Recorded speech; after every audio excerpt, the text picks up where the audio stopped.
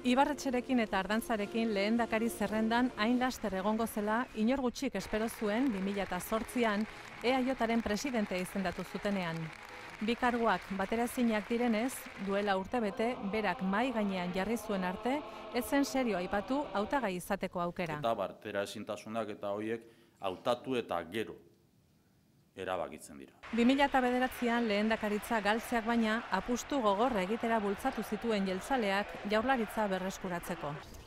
51 urte ditu, ezkonduta dago eta 3 seme-alaba ditu. Musika du gustoko, futbola ere bai, eta ariketa fisikoa egin ohi du sasoian egoteko.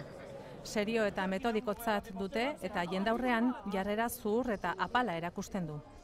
Aita torneroa zen, berak irakasle ikasketak egin zituen eta hainbat urtetan maisu lan egin zuen. 15 urterekin EAJan sartu zen, Eusko Gaztediren eta Bizkai Buru Batzarraren presidentea izan zen. Bizkaiko Foru Aldundian kargu bat izan zuen eta legebiltzarkide izan zen ia 15 urte. Giza eskubideen batzordeko presidentea izatera iritsi zen. Horren ondorengoa gertuko iragana da. EAJaren bi arima ospetsuen arteko adostasuneko presidente gisa, 5 urte izan da alderdiaren gidari.